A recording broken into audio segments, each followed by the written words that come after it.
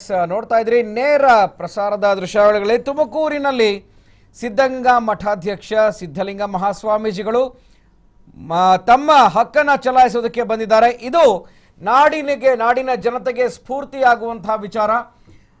ಮತಗಟ್ಟೆಯಲ್ಲಿ ಮತಕೇಂದ್ರದಲ್ಲಿ ಮೊದಲನೆಯ ಮತದಾರರಾಗಿ ಅವರು ಚುನಾವಣೆಯಲ್ಲ ಈ ಒಂದು ಮತದಾನವನ್ನು ಮಾಡೋಕ್ಕೆ ಬಂದಿದ್ದಾರೆ. ನೋಡ್ತಾ ಇದ್ದೀರಿ ಆ ಒಂದು ಎಕ್ಸ್ಕ್ಲೂಸಿವ್ ದೃಶ್ಯಗಳನ್ನು ತುಮಕೂರಿನಿಂದ ನೋಡ್ತಾ ಇದ್ದೀರಿ. ಬೆಳಗ್ಗೆ 7 ಗಂಟೆಗೆ ಸರಿಯಾಗಿ ಮತಕೇಂದ್ರಕ್ಕೆ ಆಗಮಿಸಿದ್ದಾರೆ ಶ್ರೀಗಳು. ಇದು ಒಂದು ಮಾದರಿಯಾಗಿ ಅಂತ ಅನ್ನಿಸ್ಕೊಳ್ಳುತ್ತೆ. ಯಾಕೆಂದ್ರೆ ಸಿದ್ಧಗಂಗಾ ಶ್ರೀಗಳು ಲಿಂಗೈಕ್ಯರಾದ ನಂತರ ಅಧಿಕಾರವನ್ನು ವಹಿಸಿಕೊಂಡಿರುವಂತಹ ಕಿರಿಯ ಶ್ರೀಗಳು, ಇದೀಗ ಹಿರಿಯ ಮಠಾಧ್ಯಕ್ಷರು ಕೂಡ ಆಗಿರುವಂತಹ ಸಿದ್ಧಲಿಂಗ ಸ್ವಾಮೀಜಿಗಳು ಮೊದಲನೆಯದಾಗಿ ಪ್ರಪ್ರಥಮವಾಗಿ ಮತದಾರರಾಗಿ ಅಲ್ಲಿ ಮತ ಚಲಾವಣೆಯನ್ನ ತಮ್ಮ ಹಕ್ಕನ್ನು ಚಲಾವಣೆ ಮಾಡ್ತಾ ಇದ್ದಾರೆ. ಸೊ ಇದು ನಾಡಿನ ಅನೇಕರಿಗೆ, ಯುವಕರಿಗೆ, ಆಲಸ್ಯ ಮಾಡುವವರಿಗೆ ಒಂದು ಸ್ಫೂರ್ತಿಯಾಗಿ ತೆಗೆದುಕೊಳ್ಳುವಂತಹ ಅಂಶ ಹಾಗೆ ವಿಚಾರ. ನೋಡ್ತಾ ಇದ್ದೀರಿ ತುಮಕೂರಿನಿಂದ ಎಕ್ಸ್ಕ್ಲೂಸಿವ್ TV5 ರಿಪೋರ್ಟ್ ಅನ್ನು ನೋಡ್ತಾ ಇದ್ದೀರಿ. ಸಿದ್ಧಗಂಗಾ ಮಠದ ಮತಕೇಂದ್ರದಲ್ಲಿ ಸಿದ್ಧಲಿಂಗ ಶ್ರೀಗಳು ತಮ್ಮ ಹಕ್ಕನ್ನು ಚಲಾವಣೆ ಮಾಡ್ತಾ ಇದ್ದಾರೆ. ಅದರ ನೇರ ದೃಶ್ಯಗಳನ್ನು ನೀವೀಗ ನೋಡ್ತಾ ಇದ್ದೀರಿ. ಆಲಸ್ಯ ಮಾಡುವಂಥವ್ರಿಗೆ, ನೆಗ್ಲಿಜೆನ್ಸಿ ಮಾಡುವಂಥವ್ರಿಗೆ ಇದೆಲ್ಲವೂ ಕೂಡ ಒಂದು ಪರಿಪಾಠ. ನಾವು ಏನೇ ಆಗಿದ್ರು, ನಾವು ಯಾವುದೇ ಪೊಸಿಷನ್ನಲ್ಲಿದ್ದರೂ ಕೂಡ ನಮ್ಮ ಪೊಸಿಷನ್ ಮತದಾರರಾಗಿದ್ದೀವಿ, ನಾವು ಈ ನಾಡಿನ ಈ ದೇಶದ ಪ್ರಜೆಗಳಾಗಿದ್ದೀವಿ ಅನ್ನೋದನ್ನು ಅರಿತುಕೊಳ್ಳೋದಕ್ಕೆ ಇದು ಸುಸಂದರ್ಭ. ನೋಡ್ತಾ ಇದ್ದೀವಿ ತುಮಕೂರಿನಿಂದ ಎಕ್ಸ್ಕ್ಲೂಸಿವ್ ನೇರ ದೃಶ್ಯಾವಳಿಗಳನ್ನು TV5 ರಿಪೋರ್ಟ್ ಮಾಡ್ತಾ ಇದೆ. ತುಮಕೂರಿನಿಂದ ಕ್ಷಣ ಕ್ಷಣದ ಮಾಹಿತಿಗಳನ್ನು ಎಲ್ಲ ಕಡೆಗಳಿಂದ ನಿಮ್ಮ ಮುಂದೆ ಇಡ್ತೀವಿ. ನೋಡ್ತಾ ಇದ್ದೀರಿ ಚುನಾವಣಾ ಸಿಬ್ಬಂದಿ ಎಡಗೈ ತೋರು ಬೆರಳಿಗೆ ಶಾಯಿಯನ್ನು ಹಾಕುವುದರ ಮುಖಾಂತರ ಮತದಾನ ಮಾಡಿದ್ದಾರೆ ಅನ್ನೋದನ್ನು ಕನ್ಫರ್ಮ್ ಮಾಡ್ತಾ ಇದ್ದಾರೆ. ಇದು ನೀವು ಕೂಡ ಈ ಒಂದು ಮತದಾನ ಪ್ರಕ್ರಿಯೆಯಲ್ಲಿ ಭಾಗವಹಿಸಿ, ಪಾಲ್ಗೊಳ್ಳಿ. ಇಡೀ ದೇಶದ ಹಬ್ಬಕ್ಕೆ ಖಂಡಿತ ನಾವು ಪೌರ ಅನ್ನೋದಕ್ಕೆ, ಈ ದೇಶದ ಪೌರತ್ವವನ್ನು ಪಡ್ಕೊಂಡಿದ್ದೀನಿ, ನಾನು ಸಿಟಿಸನ್ ಅಂತ ಹೇಳ್ಕೊಳ್ಳೋದಕ್ಕೂ ಕೂಡ ಅದು ಹೆಮ್ಮೆಯ ಗುರುತು.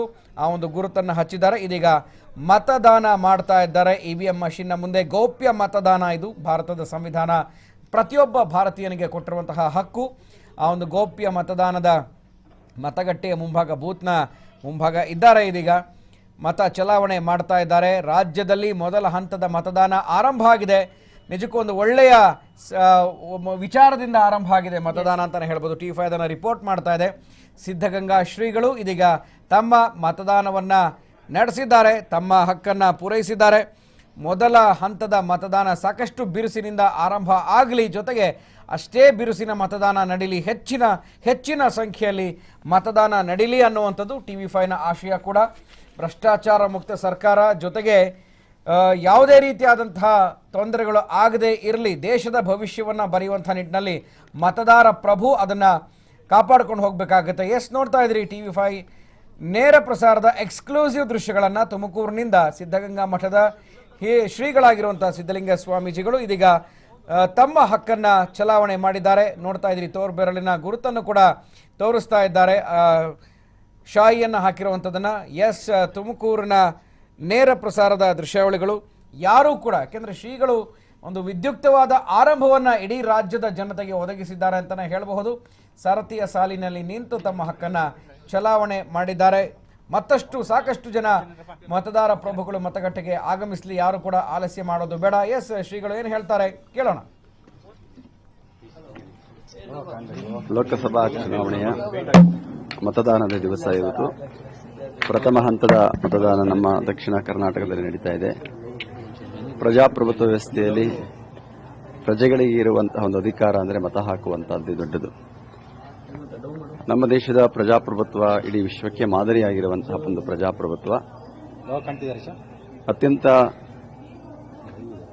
ಒಂದು ರೀತಿಯಲ್ಲಿ ಎಲ್ಲಾ ದೇಶಗಳು ಕೂಡ ಈ ಪ್ರಜಾಪ್ರಭುತ್ವವನ್ನು ಅನುಸರಿಸುವಂತಹ ರೀತಿಯಲ್ಲಿ ನಮ್ಮ ಭಾರತದ ಒಂದು ಪ್ರಜಾಪ್ರಭುತ್ವ ವ್ಯವಸ್ಥೆ ಇರುವಂತಹದ್ದು. ಇಲ್ಲಿ ಪ್ರತಿಯೊಬ್ಬರಿಗೂ ಕೂಡ ನಮ್ಮ ಸಂವಿಧಾನ ಹಕ್ಕು ಮತ್ತು ಕರ್ತವ್ಯಗಳನ್ನು ಕೊಟ್ಟಿದೆ. ನಾವೆಲ್ಲರೂ ಕೂಡ ಮೊದಲು ಪ್ರಜೆಗಳಾಗಿ ನಮ್ಮ ಕರ್ತವ್ಯಗಳನ್ನು ನಾವೆಲ್ಲರೂ ಕೂಡ ನಿರ್ವಹಿಸಬೇಕಾಗಿರುವಂತಹದ್ದು ಈ ದೇಶದಲ್ಲಿರುವ ಪ್ರತಿಯೊಬ್ಬ ಪ್ರಜೆಯ ಕರ್ತವ್ಯ ಕೂಡ ಆಗಿರುವಂತಹದ್ದು. ಈ ಮತದಾನ ಮಾಡುವ ಪ್ರತಿಯೊಬ್ಬರೂ ಕೂಡ ತಮ್ಮ ಆತ್ಮಸಾಕ್ಷಿಗೆ ಅನುಗುಣವಾಗಿ ತಮಗೆ ಯಾರೇ ಇಚ್ಛೆ ಇರಲಿ, ಯಾವುದೇ ಪಕ್ಷ ಇರಲಿ, ಅವರಿಗೆ ಮತ ಹಾಕಬೇಕಾಗಿರುವಂತಹದ್ದು ಪ್ರತಿಯೊಬ್ಬ ವ್ಯಕ್ತಿಯ ಕರ್ತವ್ಯ ಆಗಿದೆ. ಆ ಮೂಲಕ ನಾವು ಪ್ರಜಾಪ್ರಭುತ್ವ ವ್ಯವಸ್ಥೆಯನ್ನ ಇವತ್ತು ಗಟ್ಟಿಗೊಳಿಸಬೇಕಾಗಿದೆ. ಪ್ರಜಾಪ್ರಭುತ್ವ ವ್ಯವಸ್ಥೆಯಲ್ಲಿ ನಾವೆಲ್ಲರೂ ಕೂಡ ಪಾಲ್ಗೊಳ್ಳಬೇಕಾಗಿರುವಂತಹದ್ದು ಪ್ರತಿಯೊಬ್ಬನ ಕರ್ತವ್ಯವೂ ಕೂಡ ಆಗಿರುವಂತಹದ್ದು. ನಾನು ಕೂಡ ಈ ಸಂದರ್ಭದಲ್ಲಿ ಎಲ್ಲ ಮತದಾರರಲ್ಲಿ ಮನವಿ ಮಾಡುವಂತಹದ್ದು, ಪ್ರತಿಯೊಬ್ಬರೂ ಕೂಡ ಮತದಾನ ಮಾಡುವಂತಹ ರೀತಿಯಲ್ಲಿ ಮತದಾನದಲ್ಲಿ ತಮ್ಮನ್ನು ತಾವು ತೊಡಗಿಸಿಕೊಳ್ಳಬೇಕು. ಈ ಪ್ರಜಾಪ್ರಭುತ್ವ ವ್ಯವಸ್ಥೆಯಲ್ಲಿ ನಾವೆಲ್ಲ ಪ್ರಜೆಗಳಾಗಿ ನಮ್ಮ ಕರ್ತವ್ಯವನ್ನು ಚೆನ್ನಾಗಿ ನಿರ್ವಹಿಸಬೇಕಾಗಿರುವಂತಹದ್ದು ಪ್ರತಿಯೊಬ್ಬರ ಕರ್ತವ್ಯವೂ ಕೂಡ ಆಗಿರುವಂತಹದ್ದು. ಆ ಹಿನ್ನೆಲೆಯಲ್ಲಿ ಇವತ್ತು ಲೋಕಸಭಾ ಚುನಾವಣೆಯ ಪ್ರಥಮ ಹಂತದ ಮತದಾನ ಪ್ರಾರಂಭವಾಗಿದೆ. ನಾನು ಕೂಡ ನನ್ನ ಒಂದು ಕರ್ತವ್ಯವನ್ನು ನಾನು ನಿರ್ವಹಿಸಿದ್ದೇನೆ. ಎಲ್ಲರಲ್ಲೂ ಕೂಡ ನಾನು ಕೇಳಿಕೊಳ್ಳೋದಿಷ್ಟೇ, ಪ್ರತಿಯೊಬ್ಬರು ಕೂಡ ಮತದಾನ ಮಾಡಬೇಕು. ಅದರಲ್ಲಿಯೂ ಕೂಡ ಈ ವರ್ಷ ಈ ಮತದಾನದಲ್ಲಿ 18 ವರ್ಷ ತುಂಬಿದವರೆಲ್ಲರಿಗೂ ಕೂಡ ಮತದಾನ ಮಾಡುವ ಹಕ್ಕಿದೆ ಇವತ್ತು.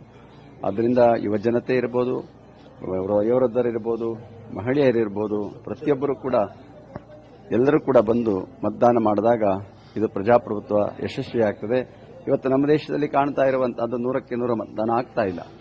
ಇದು ದೌರ್ಭಾಗ್ಯ. ಯಾಕೆಂದ್ರೆ ನಮ್ಮ ದೇಶದಲ್ಲಿ ಮತದಾನ ಕಡ್ಡಾಯ ಮಾಡಿಲ್ಲ. ಆ ಕಡ್ಡಾಯ ಒಂದು ಇಲ್ಲದೆ ಇರೋದ್ರಿಂದ ಇವತ್ತು ನಾವು ಮತದಾನ ನಾವು 100ಕ್ಕೆ 100 ಕಾಣೋದಕ್ಕೆ ಸಾಧ್ಯ ಆಗ್ತಾ ಇಲ್ಲ. ಆದರೂ ಕೂಡ ಜನತೆ ಇದನ್ನು ಅರ್ಥ ಮಾಡಿಕೊಂಡು ಇದು ತಮ್ಮ ಕರ್ತವ್ಯ, ತಮ್ಮ ಜವಾಬ್ದಾರಿಯಿಂದ ಅರಿತುಕೊಂಡು ಪ್ರತಿಯೊಬ್ಬರು ಕೂಡ ಈ ಮತದಾನದಲ್ಲಿ ತಮ್ಮನ್ನು ತಾವು ತೊಡಗಿಸಿಕೊಳ್ಳಬೇಕಾಗ್ತದೆ. ಆ ಮೂಲಕ ನಮ್ಮದೇ ಆದಂತಹ ಒಂದು ಭದ್ರ ಸರ್ಕಾರವನ್ನು ರಚನೆ ಮಾಡೋದಕ್ಕೆ ಕೂಡ ನಮ್ಮ ಪ್ರತಿನಿಧಿಗಳನ್ನು ಆಯ್ಕೆ ಮಾಡಿಕೊಳ್ಳೋದಕ್ಕೆ ಇದೊಂದು ಅವಕಾಶ ಇರುವಂತಹದ್ದು. ಆ ಹಿನ್ನೆಲೆಯಲ್ಲಿ ಪ್ರಜೆಗಳು ತಮಗೆ ಒಪ್ಪಿಗೆ ಆಗುವಂತಹ ಒಬ್ಬ ಪ್ರತಿನಿಧಿಯನ್ನು ಆಯ್ಕೆ ಮಾಡಿಕೊಳ್ಳುವಂತಹ ಒಂದು ಉತ್ತಮ ಅವಕಾಶ ಈ ಮತದಾನ. ಇದನ್ನ ಎಲ್ಲರೂ ಕೂಡ ಸದ್ಬಳಕೆ ಮಾಡಿಕೊಳ್ಳಿ.